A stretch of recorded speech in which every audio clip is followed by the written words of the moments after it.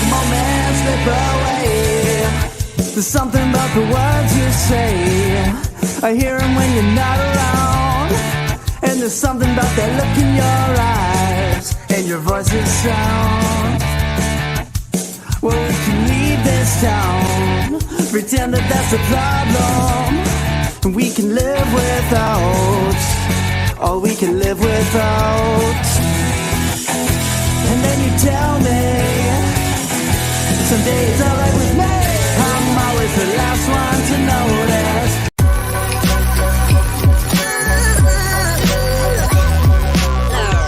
The following is a presentation of the Belly Up Sports Media Network.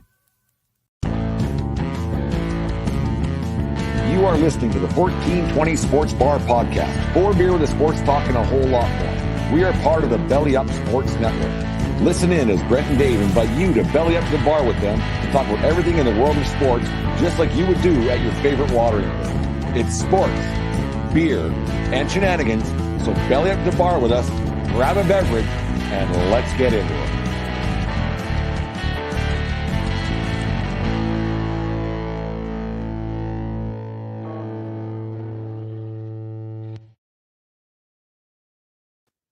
The 1420 Sports Bar Podcast, 4 beer with sports talk and a whole lot more. Episode number 323 on this 10th day of August 2023. Tonight's show is brought to you by SeatGeek.com, the SeatGeek app. Use promo code 1420pod at SeatGeek.com today and save yourself $20 on your first purchase.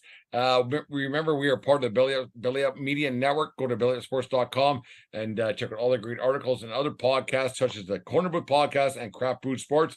And thank you for making us a part of your day each and every day here from 1420 World Headquarters. Dave, this might be in the 2.5 years we've been doing this, 2 and 9/12 or whatever it is that we've been doing this show. This might be the longest time we haven't put a show together. We had a week and a bit off.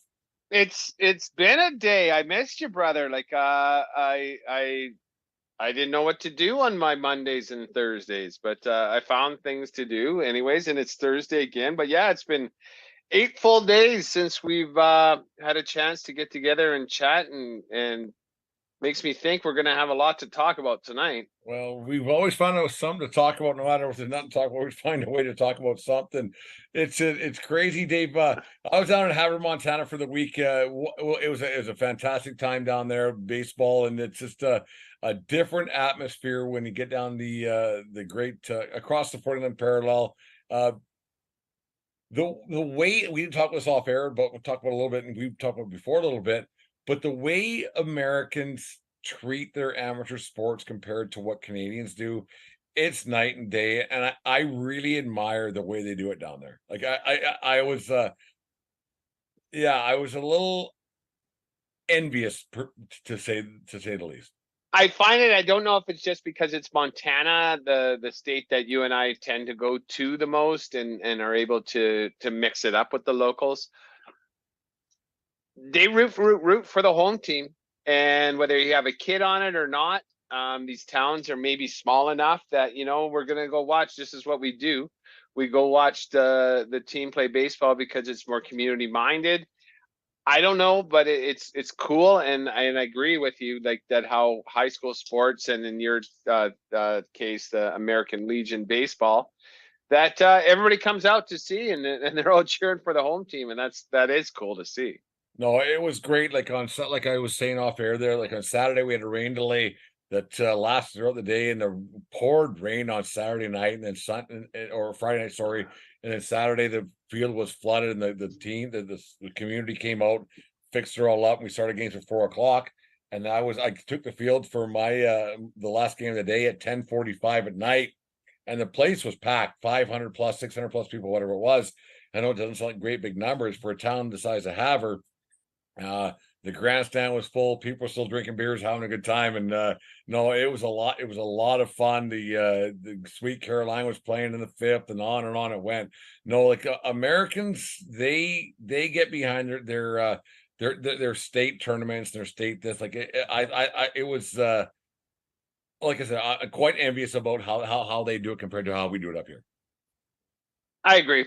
I agree. It's just different. It's the way that sports are organized. It's more talent. Like you think, even in Lethbridge here, there's 2 teams, 3 teams at every age group playing for different factions. One wants to play for Alberta baseball, one wants to play Little League, and if you can't get everybody pulling the boat in the same direction, like how do you expect to get a good crowd around it? And when it's in the States there, it seems that everybody's playing for the same. Well, in Montana, everybody's pulling the boat in the same direction, and then for their community, for their team.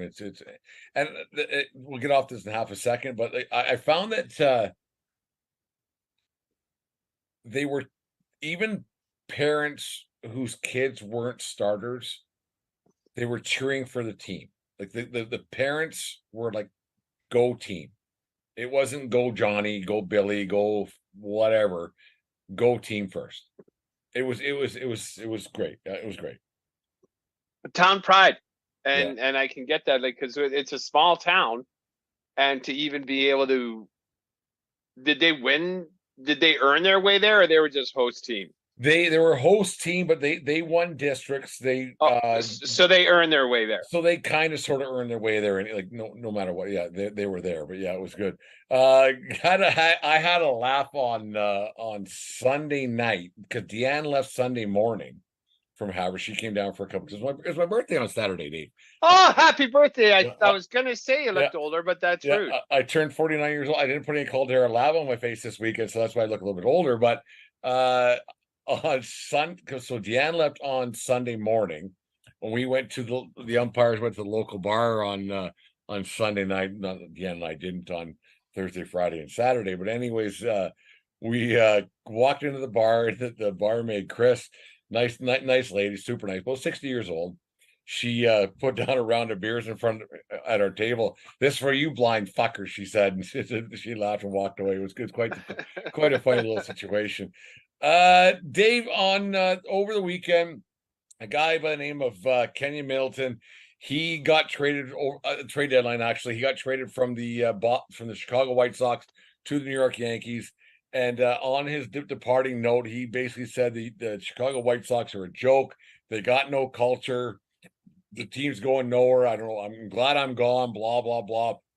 Why you want to go to the Yankees is a whole other story. But anyways, we'll get into that. But Dave, do you think when players depart their team, do you think they should just keep their yap shut, or should they air the dirty laundry as Middleton did that day? Like, there's a fine line there. It's like, thank you for my services, because they pay him pretty good money.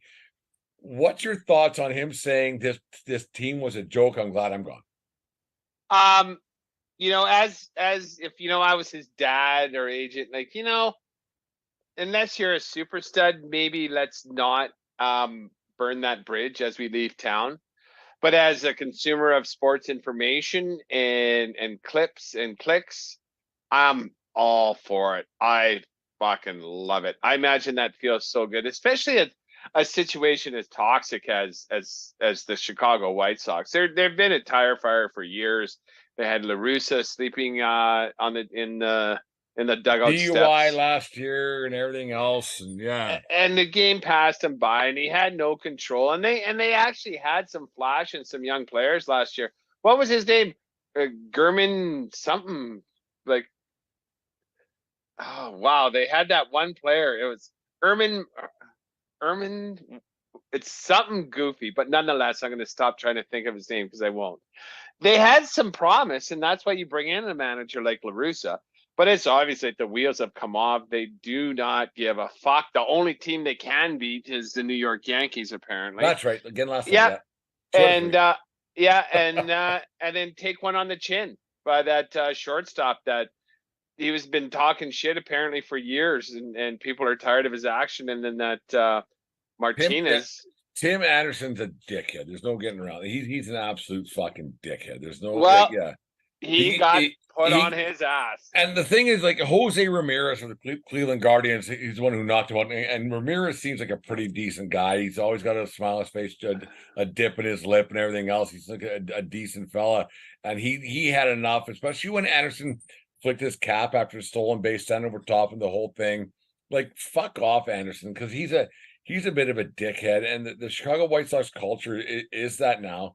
And for Anderson to get popped in the face, it kind of reminds me of back in, what was it, 2016, 17, Oh, Roughneck Odor and Bautista. Yeah. when Roofy roofied fucking Bautista. It's funny to see, like, it's nice to see that there is some competitiveness in these guys, and they're not just robots playing for themselves. Yeah, that's great. Like I said, like from all I've read about it, this guy's been doing the hard tags and just being a dick as a general rule since he got there. And he's a good ball player, but like, are you about fucking finished being a dick here? What are you going to do about it? And then Ramirez showed him he that's what he's going to do about it. And I think he got 6 games, but if you saw that clip, they both dropped their gloves. It was kind of hockey fight-ish. I really appreciated that. Because Anderson got a couple good shots in Ramirez too. Yeah, this was no sucker punching. This wasn't. It was. I don't want to. It was a fight. Colbert Domi, but it was there. It was as good as a fight. It was 2 guys squaring off. It's probably one of the better baseball fights that's ever happened. It was. Yeah. It was better. It was better than Nolan Ryan and Robin Ventura, because that was a one-sided tilt. Yeah, no, I agree. Like, I've never seen guys like just square off like they did, like with Anderson dropping his glove. Like, he was ready to go. Like, he didn't get surprised by anything, and he got put on his ass. And then hopefully, that's one way to shut one guy's mouth, whether he's in town or not. When, like, get back to the cat who said something about his ex-team there. He has to look back, go, oh fuck, because he's a fringe player, right? He's a fringe guy, and we don't remember his name. Kenyon Middleton. Now he's with the Yankees. They're going to blow another save tomorrow night, but Kenyon Middleton's a fringe guy. And like you said, his dad and his agent might be like, Jesus, man, you can't be saying that, because Jesus, you're a fringe guy, and you're replaceable. Some guy in Double A is going to take your job next week. Know your spot. Like, if you're fucking Garrett Cole or fucking Roger Clemens or fucking Pedro Martinez, you can say that shit about where you're going or whatever it is. Well, Max Scherzer talks shit about the Mets. Scherzer's talking, like, you can say whatever you want, but when you're a middle of the run guy, barely hanging on to a major league contract, because pitchers are pitchers, whatever. Some middle, like, you're mid reliever. Shut your mouth. And I don't know how old, I don't know how old this guy is. I don't know what his future prospects look like for how much longer he's going to be in the league. But maybe he's just like, fuck it. This is my, like, I don't know anything. This is my 6th team in 5 years. And, I'm just happy for my next paycheck. Fuck this shit. I'm going to speak my mind. Like, I'm someone that every team has, a middle of the road reliever, just trying to eke out, looking for some breadcrumbs here and there. I fucking had it. That's the worst place I've ever played, and I'm gonna let you know. And fuck y'all. And I kind of respect that. It's not like he's taking a flamethrower to the place, but he's a major leaguer, and this is what he saw, and he. If you're sick of something, you're sick of something. Maybe they caught him. He was just so relieved, and he doesn't give a fuck. He just wants to make sure he never has to play for the White Sox again. Maybe that's what it is. Well, he pretty much guaranteed that. It's just like you've owned your own company for a long time now and everything. So you never had to have that before in life. You obviously did, but since you've had your own company where you didn't have to voice your concerns about the owner, right? Walking out the door, yes. Walking out the door. Have you ever had a situation where a kid went to, like, in the door, out the door, like, and he told you what he thought of you? Oh yeah, for sure. It was hilarious. It was quite some time ago. I hired this kid on a part-time basis, and then, like, in the interview, like, you're going to get between 20 and 30 hours a week, and this is what you're going to get paid, and he came into work late, like his 2nd or 3rd shift. And I was like, what the fuck, man? You're late. Well, I don't know, how I'm going to pay my bills with this kind of hours. I go, here, let me help you with something. get the fuck out. What? I go, get the fuck out. I go, if this isn't enough, then get the fuck out. Well, what are you gonna do? I go, don't fucking worry about it. Get the fuck out. And then like it was awesome. It felt awesome to say that to him. Like, you snotty little bitch. I hired you on these conditions, and you're gonna complain to me after you show up late and you want more hours? Get the fuck out. Go. That drove me nuts. Actually, me and Deanna were talking about that earlier on tonight about people being late to work. That was one thing in my old life when I was a project superintendent, when guys show up late. That drove me bonkers, like absolutely fucking nuts. Like, if I can be here at 5:30 in the morning and you can't show up at 7, fuck off. Like, fuck off. It took you. It takes you. You're here shorter throughout the day than it takes you to get back here. Like, on time. Like, it's one of those. It just drives me nuts. Just, if you like, I'm paying you for your time, so like, just give me the time that you said you'd give to me. That's all we're doing here, Dave. Right? Like as we talk about, like, we're on this stupid show for fucking whatever how many years it's been now, but it sounds like we're becoming more and more anti-player a little bit, because we talked about, like, a couple weeks ago, get the fuck out with Herbert, say don't ask for that kind of money, and this guy, don't do this, don't do that. Is it at a point now where GMs and owners, because not every team can fucking win, and most teams know they're not going to win, is at a point now where, like, they're like, you know what, we'll find somebody else, just get the fuck out of here. Like if So you should shut your mouth. Yeah, if there's no guaranteed money, and that's the thing with baseball, right? If it's football, it'd be a different thing if you're a guy trying to figure shit out, because then who's gonna take a chance on someone that just took a blowtorch to their own team when they don't have to? It's bad form and it's unprofessional. But like I say, I'm here for it all the time. And I just thought of another story too. This one guy that had been working for me about 6-7 months. He was hot tempered, but he would not get into it, like fight, but like not be as polite as he should to customers. And then I got a complaint and I phoned him, and he was still on the work truck. You're not paying me enough to put up with that shit. I go, you know what? You're right. Come back to the shop. Well, I still got 2 deliveries to do. No, just come back to the shop. I'm not paying you enough to do this shit. Well, so what are you going to do? I go, this is your last day. I'm not paying at all anymore. Yeah, now you're not getting paid at all. I'm not getting paid enough to do this shit. You're getting paid exactly what you agreed to put up with this shit. And I said, like, come back in. You're done. Yeah, I don't. You told me you're not getting paid enough. I'm not giving you a fucking raise to be an asshole.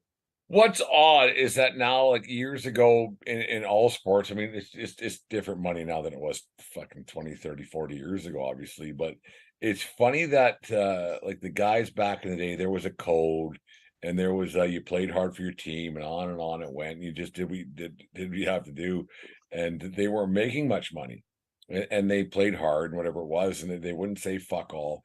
And now these guys who are making millions and millions of dollars, they seem to have carte blanche for some reason.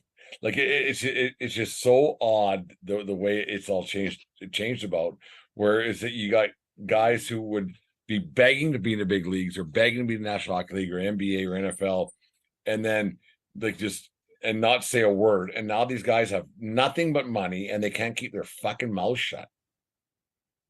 Well, that's just we say that too, but then I also believe the access to quotes and social media and all that thing too has made everything, instead of the beat reporter and the visiting home team, the visiting bench reporter are there. Like, you're not now. When these guys are done the game, they have 20 people rolling around the locker room. There's And media everywhere, talking about and him, and podcasts everywhere, and else, then it gets out. You can't say anything to anybody. If there's a mic in front of you, someone's going to hear it. And if you say the right and or wrong thing, everybody is going to hear it. Like, going viral isn't always a good thing.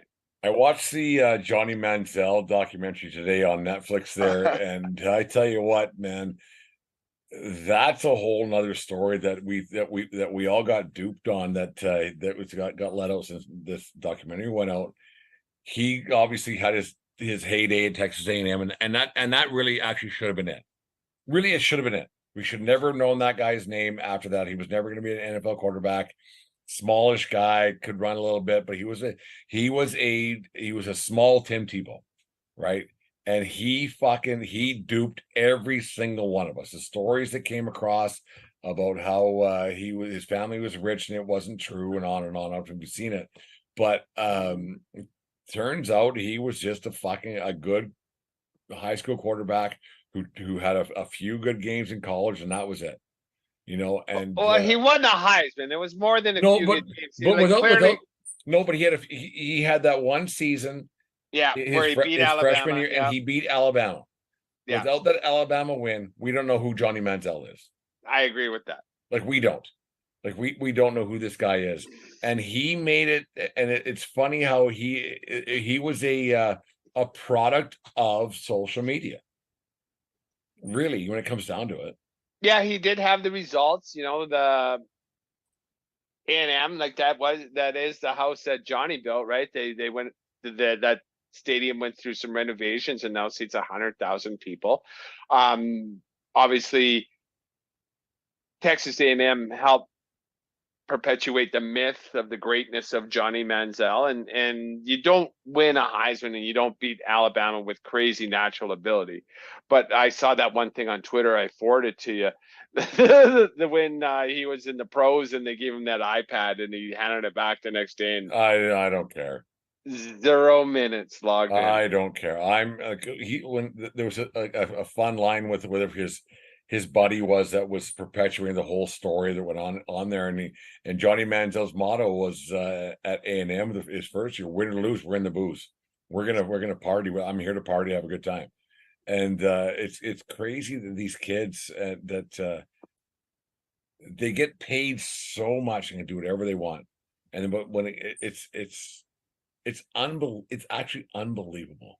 It really is unbelievable. It would be so interesting to turn back the clock, and if he dedicated himself to the craft.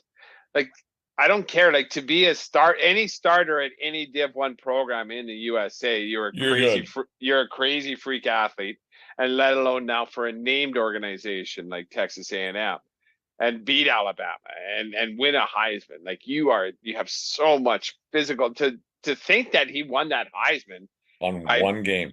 by being a frat boy. Yeah. Not studying game tape, not doing this. Like, Well, that's what's crazy about that ability. documentary was that he, like, after that game, like before he went in there, he lost his first game against Florida, and then he went in the second game. I can't remember, they beat fucking who gives a fuck?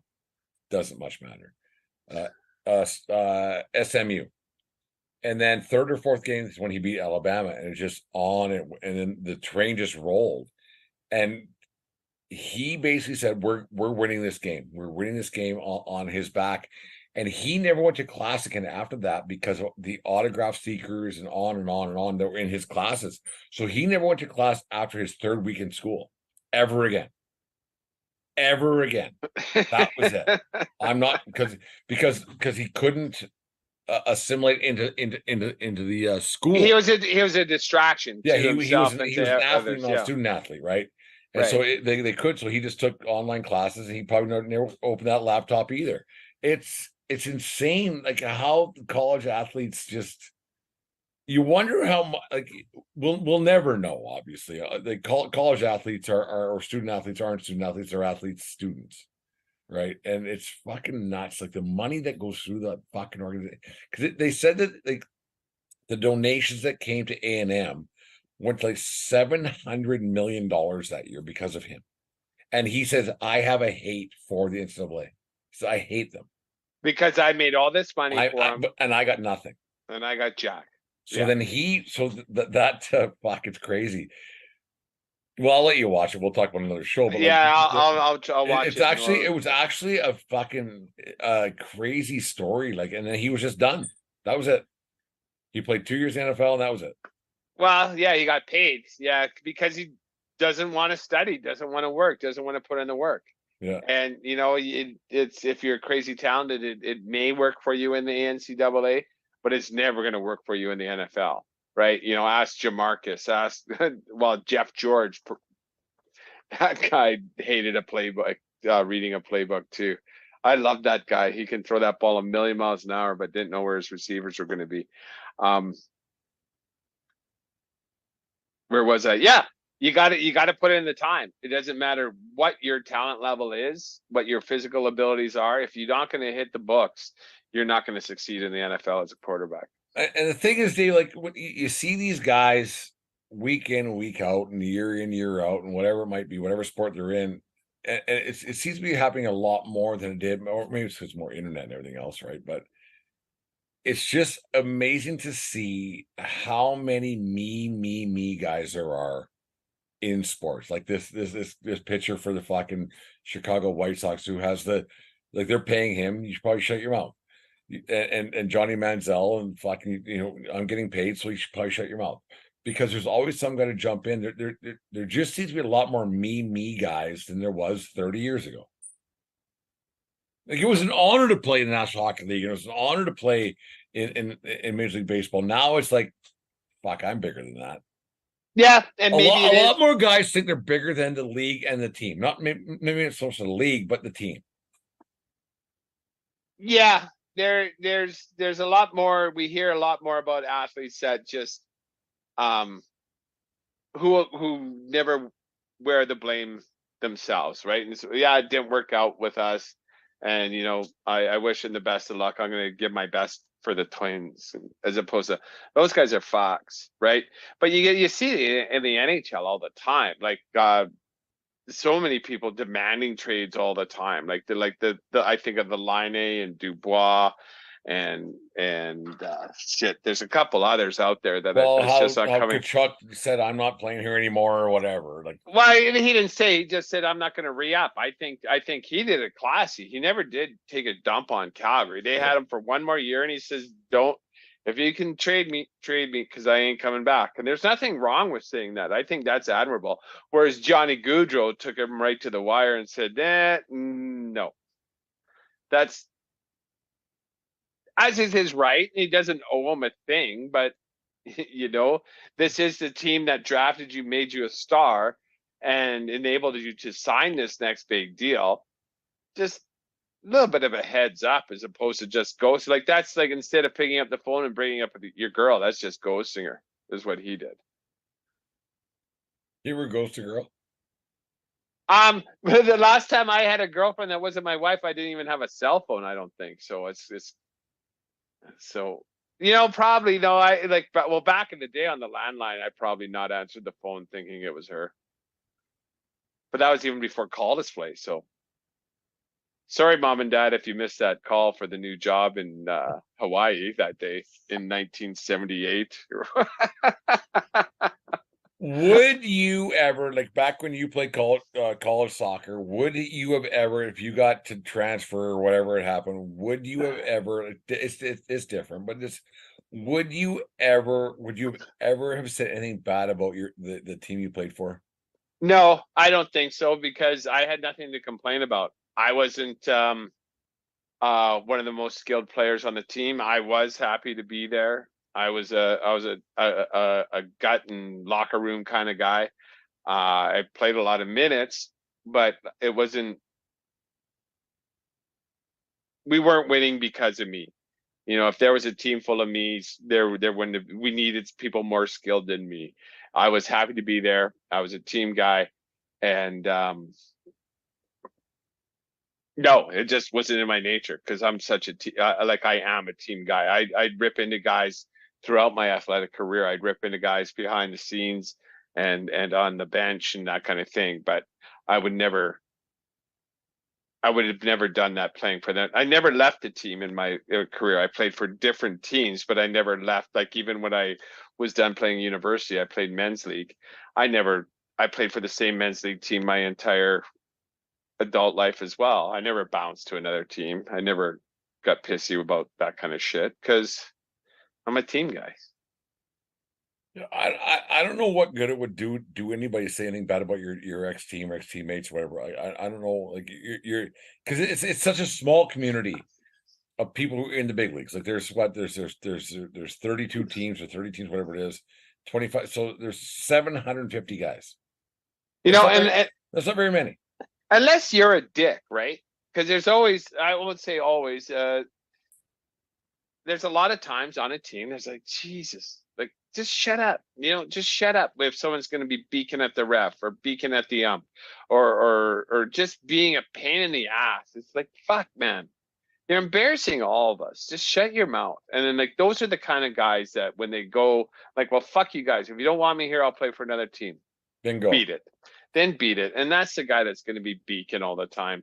But I do think it's very important for guys when they do get dealt to just shut up, because you know what, there's three sides. We say it all the time here on our show, is that there's three sides to every story. Like what you see and what's going on, and we don't know what the front office is doing and planning, and that guy might be gone next week too. So shut the fuck up. When I knew we were talking about this, I did look it up. Why? Because I thought of one. Old Patty Roy didn't have a lot of good things to say about the Montreal Canadiens after he left that team.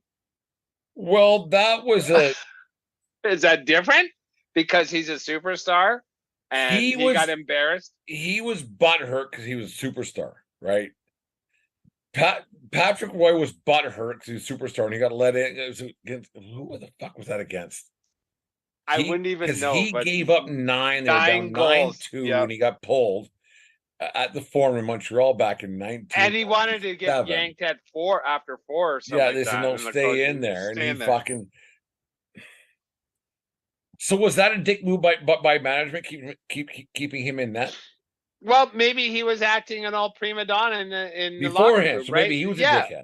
Because as a general rule, and once again, until you own the franchise or until you're the coach or the president, whatever it is, until you fucking are making decisions, you're just another fucking employee. Shut the fuck up.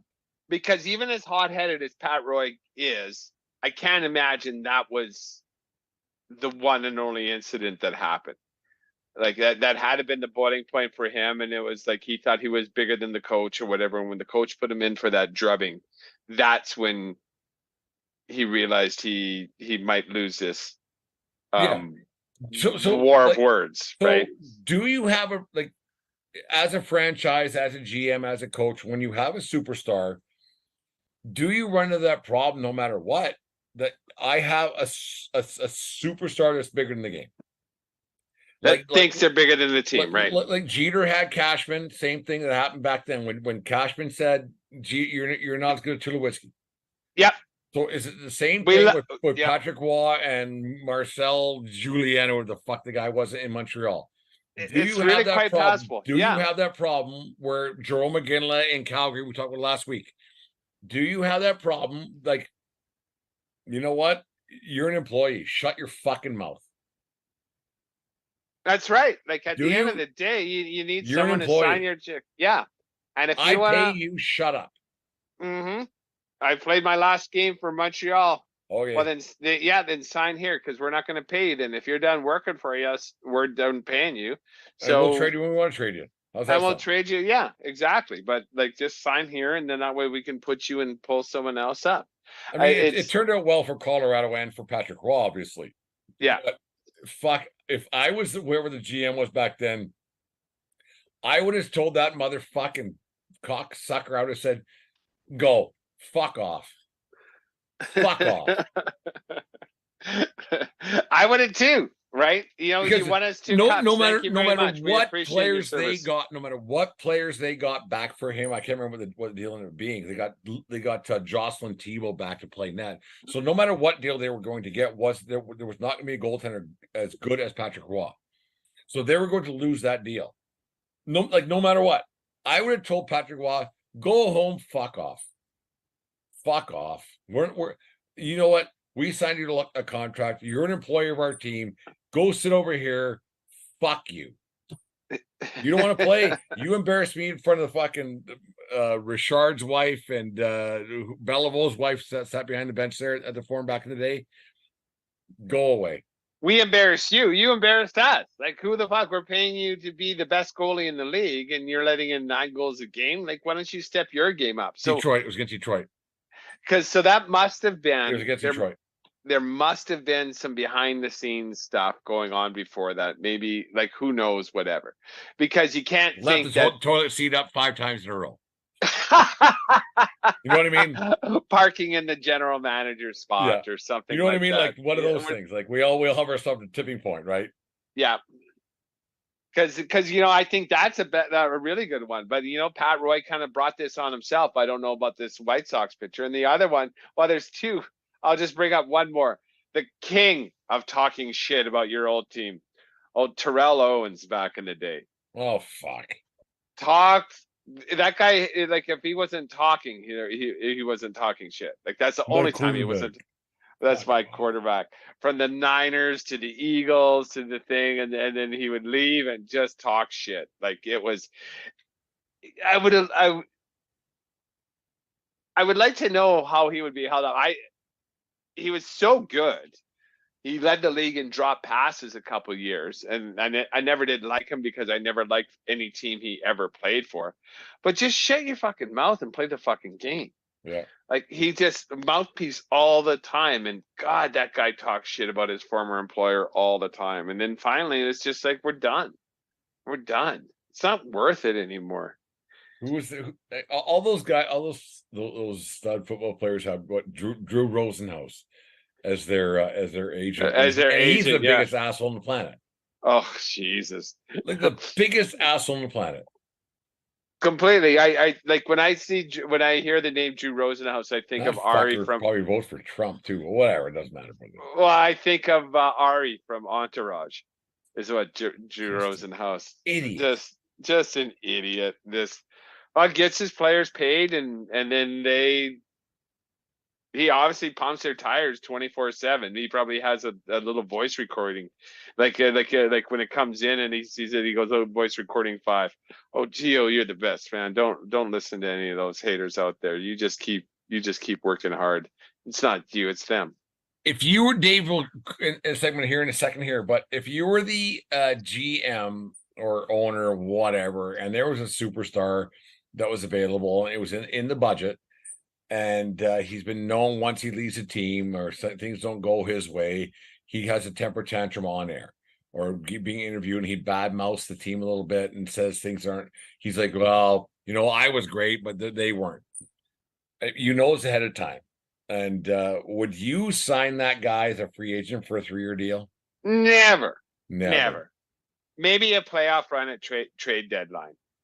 But maybe. You don't need that piece of shit day by day. Give me 6 weeks, and then I'll never see you again. Yeah, I'll give you a playoff bonus, 3 years. But not for 3 years, because we all know this is going to get old.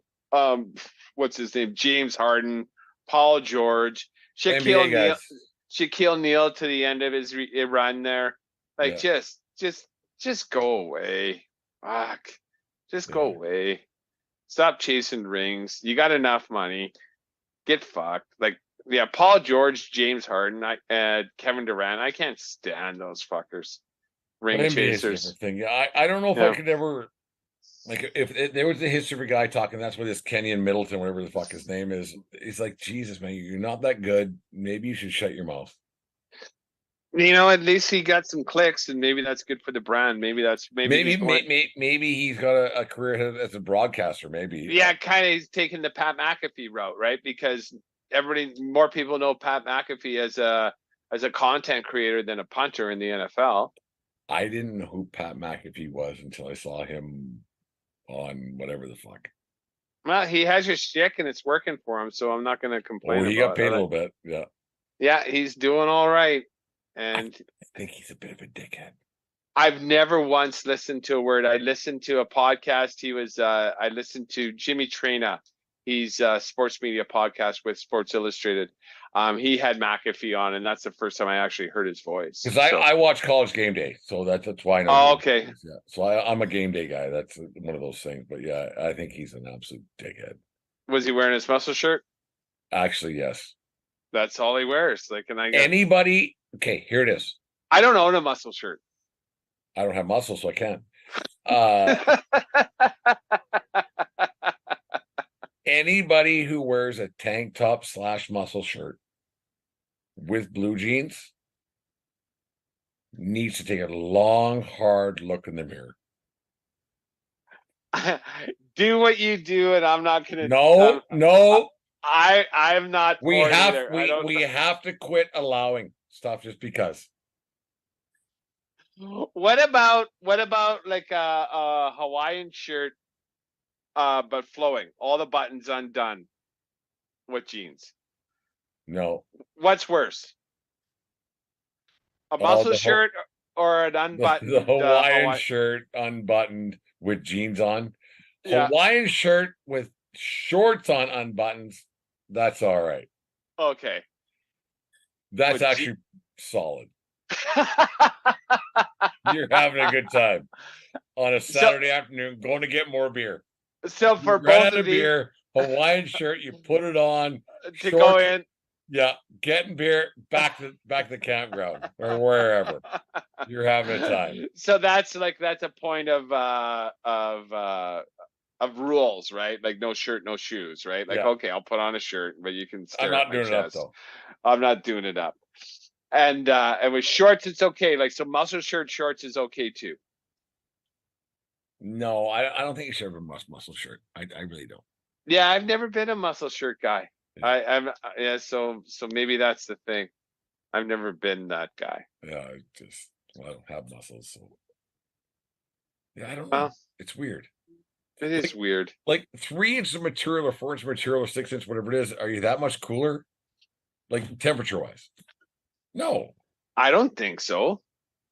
Like it's definitely if you're that warm, have a fucking Gatorade or something, man. Or just lose the tarp. Just lose it all. Like so, yeah. So if you're outside, like tank tops are in a restaurant, bullshit. Tank top or just lose it and just bare chest it. Bare chested. Tank tops are bullshit. Yeah, I don't. But that's your shirt to get your burger and fries, man. Get yourself a Hawaiian shirt. Anyways, the 1420 Sports Bar Podcast, 4 beer, sports talk, and a whole lot more. This thing was brought to you by SeatGeek.com, the SeatGeek app. Use promo code 1420pod at SeatGeek.com today and save some $20 on your first purchase.